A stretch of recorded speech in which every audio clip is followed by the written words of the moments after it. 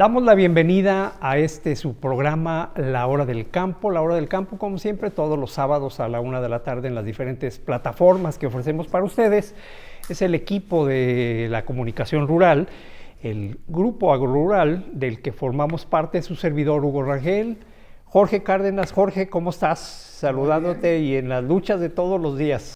Feliz de la vida de estar aquí con nuestro querido Miguel Agustín Yáñez, esperando tener una plática muy ilustrativa. Pues creemos y estamos seguros que así va a ser.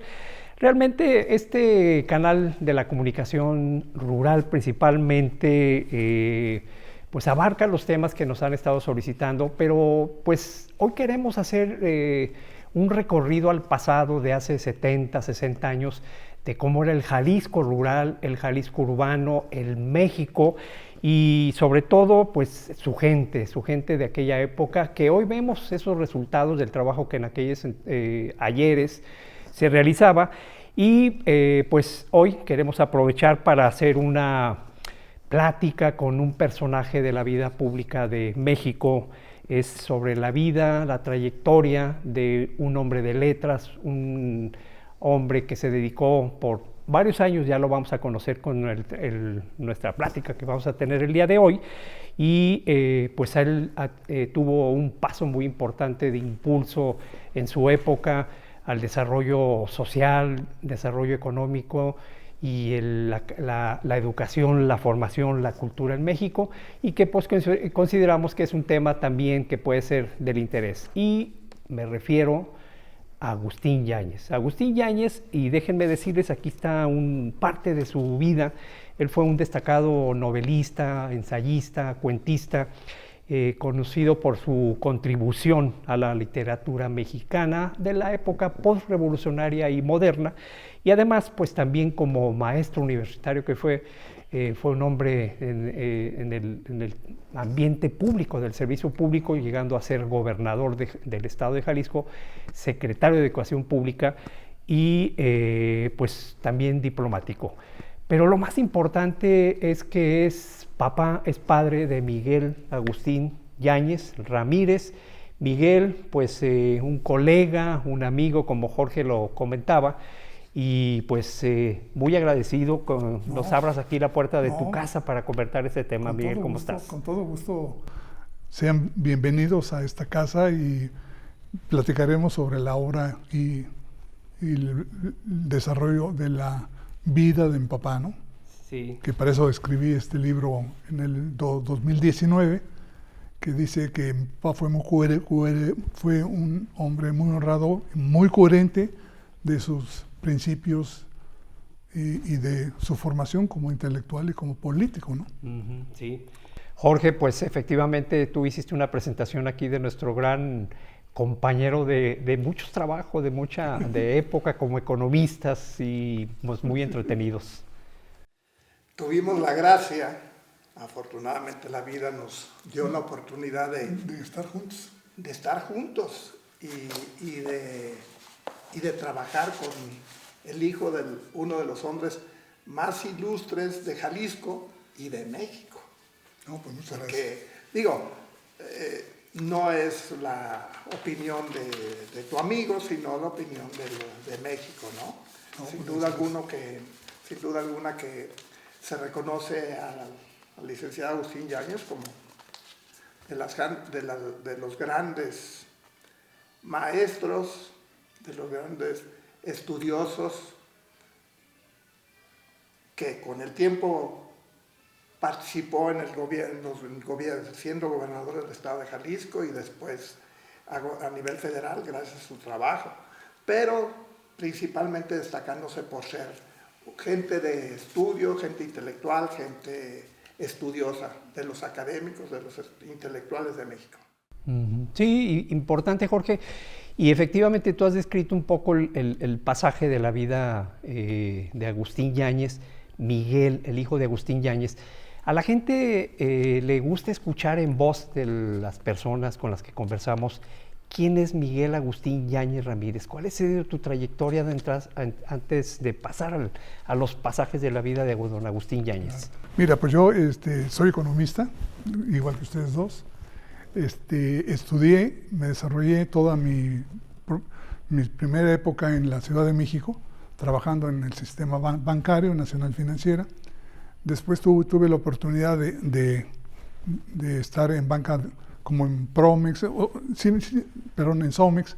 Siempre estuve en el sector bancario y después tuve la oportunidad, en aquel entonces el Liceo Petricholi me ofreció que me vine a Jalisco, pues por las raíces que tenía, y acepté venirme en el año de 1983. ¿Tú naciste en México? En México, sí, ya en te México. tocó nacer en México. Yo viví en la Ciudad de México hasta los 6 años, cuando mi papá fue ya candidato a la gobernatura, y viví yo de los 6 a los 12 años, 13 años aquí en Guadalajara, cuando fue gobernador del 53 al 59, y en el 59 nos regresamos a la Ciudad de México, y yo ya estudié secundaria, preparatoria en la universidad, y empecé pues a trabajar allá.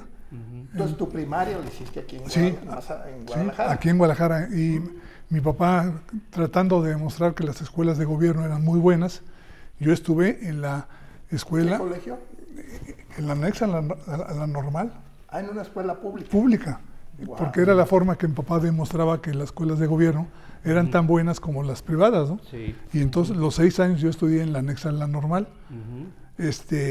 Y sí, me fue muy bien. Traté con muchos niños de diferentes clases y me llegaron a preguntar, oye, ¿tu papá en qué trabaja? Pues yo les decía, pues trabaja en el Palacio de Gobierno. ¿Y qué hace? No, pues quién sabe, como niño, ¿no? Trabajando de gobernador. Trabajando de gobernador, pero pues uno se daba cuenta, ¿no? De que te preguntaban y que las respuestas que dabas, ¿no? Sí. Tan inocentes. Y sobre todo nosotros llegamos a estrenar la primera casa de gobierno de Jalisco, que estaba en la avenida de Vallarta. Esa la compró el gobierno del estado, y esa casa... Vallarta, casi esquina con Chapultepec. Con Progreso y Pedro Moreno, donde actualmente está la... Hay una tienda de hamburguesas. Exactamente, de hamburguesas, sin decir el nombre. Sí. Ahí en ese terreno estuvo la casa, y la habitamos nosotros, Gil Preciado y Medina Asensio, y 3 años Orozco Romero, que fue cuando ya hicieron la de Manuel Acuña, la actual Casa Jalisco. Entonces, pues, realmente, pues sí veíamos que pues, lo natural, porque siempre mi papá nos inculcó que nunca pensáramos en algo que se iba a acabar de un día a otro, ¿no? Entonces, sí nos decía. Entonces, pues nos hicimos amigos de los vecinos, y pues era otro Guadalajara, ¿no? Un Guadalajara de 500,000 habitantes. Los límites eran hasta la Puente Minerva, una cosa así, del crecimiento de la ciudad. Sí, la Minerva era la entrada de las carreteras de la Ciudad de México y del norte, porque realmente pues, por Morelia era la entrada donde se estableció la Minerva, que fue un punto para dar la bienvenida a Guadalajara, ¿no? Sí. Entonces, pues sí, fue una época muy bonita, en donde pues, disfrutábamos de la vecindad de amigos y de compañeros, y siempre era la curiosidad de que mi papá, por ejemplo, cuando él nunca manejó coche, no supo nunca conducir un coche, entonces cuando no llegaban, la avenida de Vallarta era de 2 sentidos, hacia abajo y hacia arriba. Cuando no llegaba el chofer, pues se subía al camión ahí en la esquina y se bajaba en Corona, ahí se bajaba a Palacio de Gobierno, sí, a su oficina de Palacio de Gobierno. Entonces, en camión.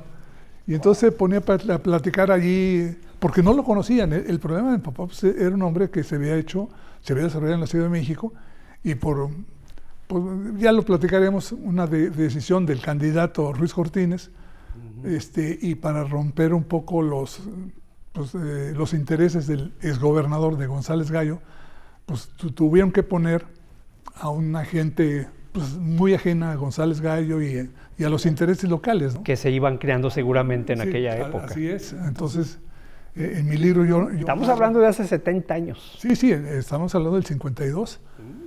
Mi papá, la gobernatura, en aquel entonces el candidato a la presidencia de la República recorría los estados, todos los estados, pueblo, mi pueblo, y nada más el candidato hablaba en las capitales de los estados.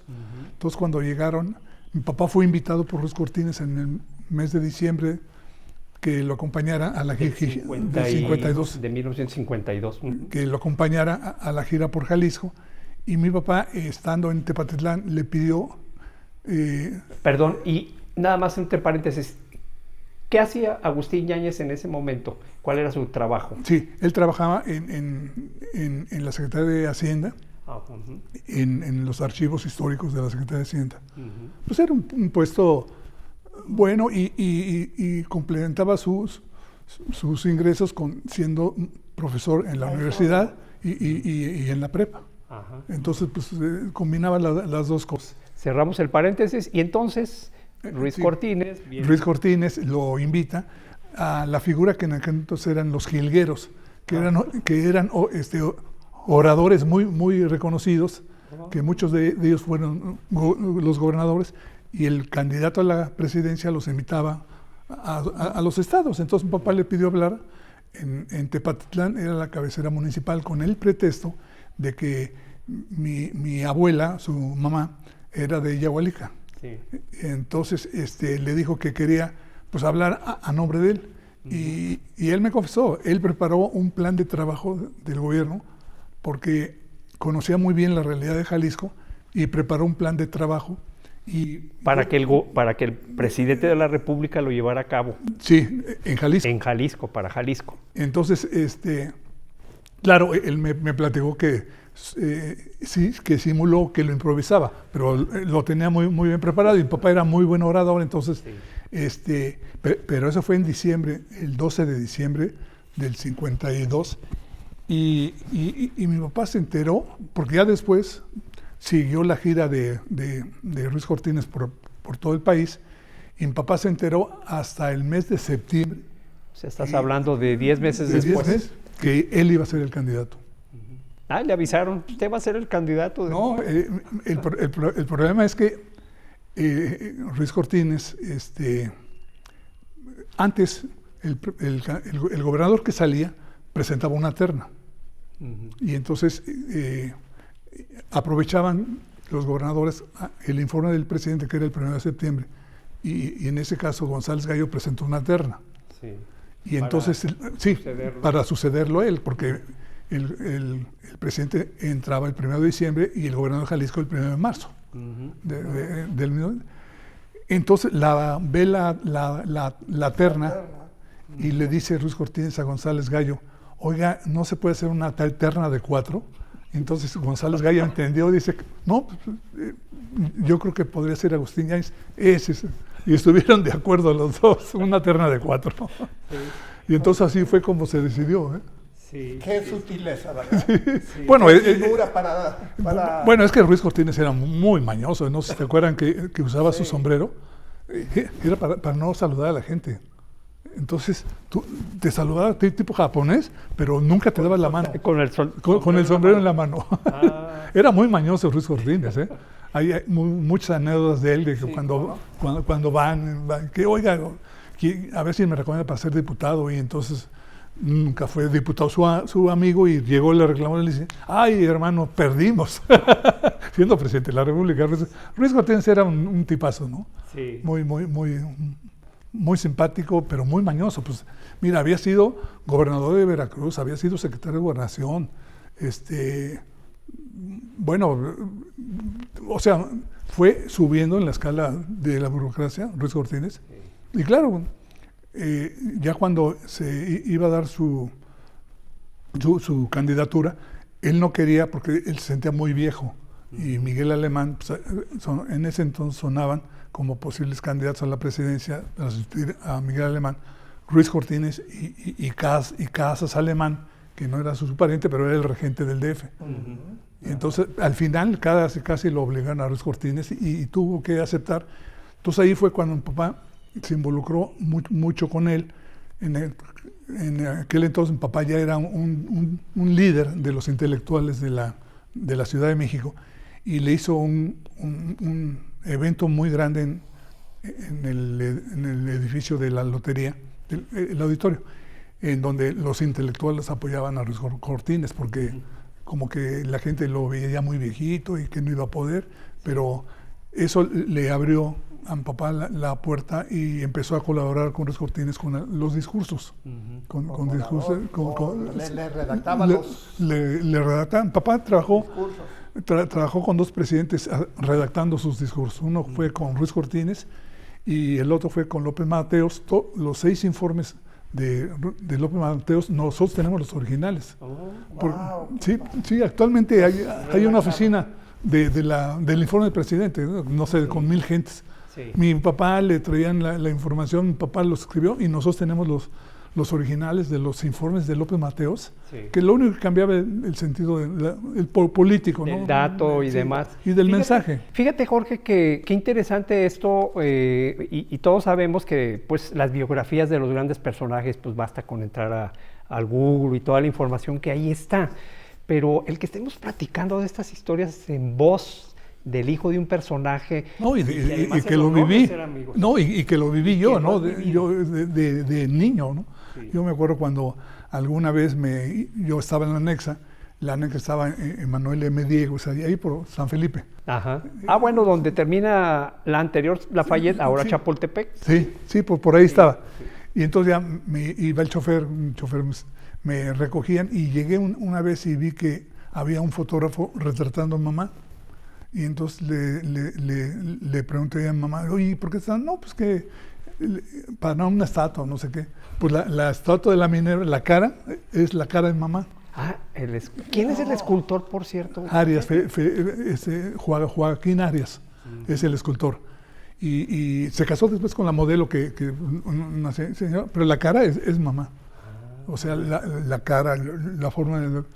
Y después esa fue muy criticada la Minerva en sus tiempos. Mi papá trató de obligar al escultor a que le bajara y que le pusiera más adorno, y el escultor ya no lo quiso ni mover, porque sí, en sus primeros años fue muy criticada la estatua de la Minerva. Y mira, esa famosa glorieta Minerva, hoy tan importante a nivel nacional y tan representativa a nivel nacional de Guadalajara, pues la construyó tu papá en los tiempos de gobernador. Sí, yo me acuerdo que la maqueta la veía y mi papá, todos los nombres están escritos, los escribía mi papá en su máquina y los ponía y los acomodaba. Eso de justicia, lealtad, de Jalisco están ahí. Y yo veía la maquetita ahí. Sí. Eso se inauguró en 56, mi papá se empezó a hacer y se escogió el lugar porque era la entrada a Guadalajara. ¿Ya estaban los arcos? Sí, ya los arcos son del 43, creo. Sí, y entonces escogió la glorieta, que era la salida a Nogales y la salida a Morelia, ¿no? Se convirtió en el símbolo, que por cierto, Jorge, creo que esa obra fue construida por el gobernador de Jalisco, un alteño, Silvano Barba, no sé si estoy bien. Sí, la de los arcos. Lo de los arcos, sí, exactamente. En el 43. Sí.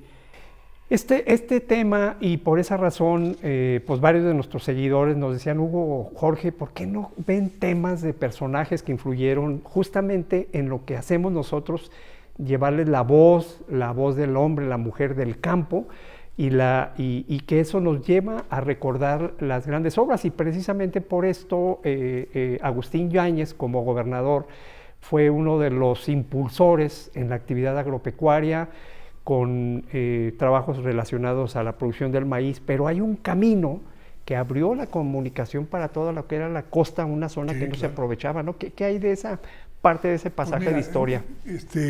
Dentro del plan de cuando mi papá llegó, se encontró con desafíos muy importantes. Uno era terminar obras inconclusas.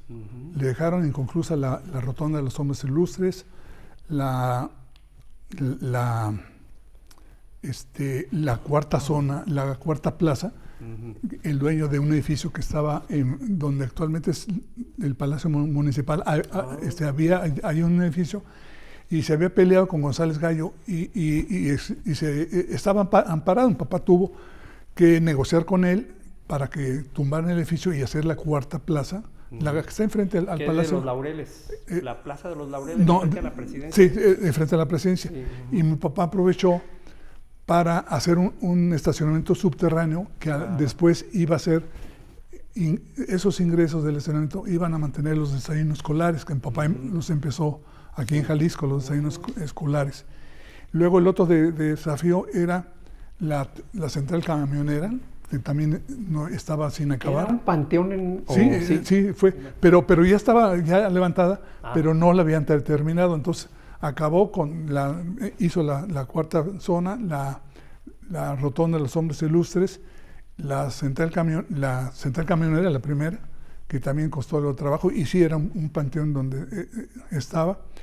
Y luego el gran problema que tenía en ese tiempo es que se encontró un papá que no había maíz en Jalisco. Entonces mi papá le pidió apoyo a Ruiz Cortines, inmediatamente mandaron técnicos de la FAO y de ONU y todo. Y en 2 años Jalisco fue el productor de maíz más grande de la República. Por muchos años. Por muchos años. Claro, fue toda la zona de Zapopan, ¿no? Se llenó con cultivos mejorados y con tecnología de todo, que es el gran apoyo que mi papá recibió del presidente Ruiz Cortines para que hubiera el maíz. Afortunadamente era tal la crisis que uno de los empresarios, don Ignacio Aranguren, le prestó el maíz que tenía almacenado, y así se pudo sortear el primer año de la escasez de maíz en el sexenio de mi papá, ¿no? Y el otro gran problema era la falta de agua. Siempre hubo muchos programas para la falta de agua, y afortunadamente mi papá, con un canal de Atequiza y todo, se pudo solucionar la falta de agua en Jalisco y empezar obras de saneamiento de vecindades o sea, antes se repartían con pipas, y desgraciadamente creo que no se ha hecho desde ese entonces, estoy hablando del 50 y tantos, ninguna gran obra para traer agua a Guadalajara, y la ciudad de Guadalajara sigue creciendo, y con problemas de agua, ¿no? Sí, problemas de esa época, Jorge, pues no acaban, es un problema. En aquel entonces seguramente la población de Jalisco, 1.200.000, la capital eran 700.000, 600.000, y estamos hablando del mismo problema. Esta semana y la pasada, y hace un mes y hace 3, el abastecimiento de agua a la zona metropolitana, ahora de 7 millones de habitantes, pues recoge ese crecimiento. Despavorido, ¿no? Sí. Y la falta de desarrollo a ciudades medias, ¿no? Que mi papá, a través de un programa muy ambicioso de carreteras y de caminos, pues abrió la carretera Barra de Navidad, a Ciudad Guzmán, y luego hizo una brecha a Vallarta.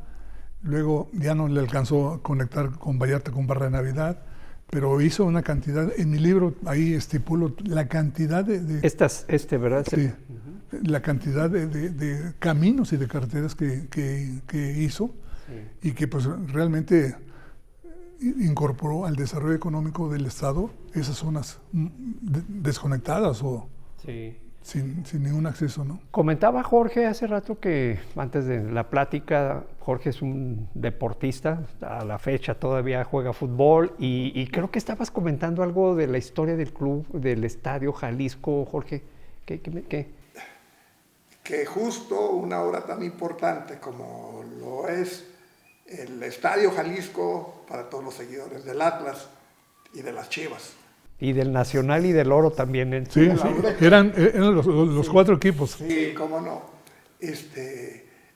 Hay que decirlo, que el Estadio Jalisco lo inició Agustín Yáñez, entre otras muchas obras, hablando de las obras que... Pero el Estadio Jalisco se hizo la Asociación de Clubes Unidos de Jalisco, y entonces ellos le plantearon el proyecto a mi papá y les dijo: los apoyo siempre y cuando lleguen los aficionados en bicicleta, en camión. Y entonces había un terreno, un terreno de Pensiones de Jalisco, porque mi papá también fue fundador de Pensiones de Jalisco. Había un terreno de Pensiones de Jalisco, donde actualmente es el Estadio de Jalisco, y el gobierno del estado donó ese ese terreno, pero sí la condición era que pasara la gente, que llegara en camión, en bicicleta, que hubiera la facilidad. Pues sí, muy social. Sí, pero la calzada de Independencia ya estaba trazada. O sea, era un punto ideal y mira, que no pasa de moda, ¿no? Sí. No, hombre, de lo más trascendente. Y otra de las obras que estaba bien, que por allí estaba, que me enteré, que hizo tu papá, y de lo más trascendente fue que en aquel entonces se implementó un programa para todas las escuelas rurales, para todas las escuelas dentro del estado, de todas las escuelas públicas, primarias, que principalmente había, creo que no había secundarias públicas, más de que en Guadalajara. Pero en aquel entonces tu papá implementó un programa para los jóvenes, para los que nos siguen en el campo. Tu papá inició el programa de desayunos escolares, que fue de lo más trascendente, para todos los niños que acudían a la primaria. Pues es que mi papá y mamá pues, venían de un origen muy humilde y yo creo que muchas veces llegaron sin desayunar a la primaria. Sí. Y entonces lo primero que hicieron fue que después ya lo copió la señora López Mateos ya a nivel pero empezó en Jalisco. A nivel nacional. Sí, con la señora de López Mateos. La idea. El proyecto. La idea. Es más, la señora López Mateos ya siendo, pues ya presidente, vino aquí a Jalisco a conocer el sistema, ¿no? De cómo estaba estructurado los desayunos escolares. Pues son las vivencias, es el pasado, son las épocas, es la huella que dejan las mujeres y los hombres de este estado, de este país, de esta nación. Su obra ahí está, y por los que estamos aquí es recordar, y por eso hicimos este viaje al pasado. Decidimos aquí en La Hora del Campo hacer esta primera grabación. Nos vamos pues, que tengan la oportunidad de analizar estos comentarios.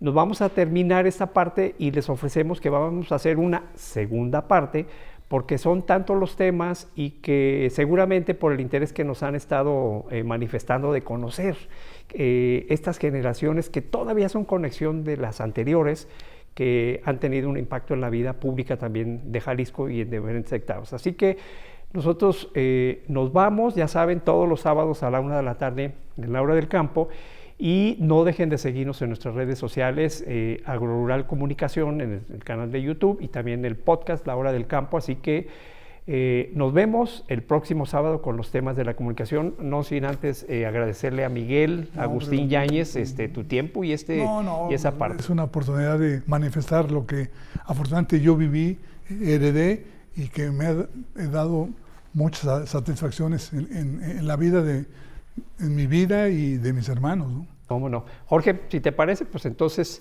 nos vamos a estar viendo en los siguientes capítulos. Un placer estar aquí con ustedes. Bien, pues nos vamos.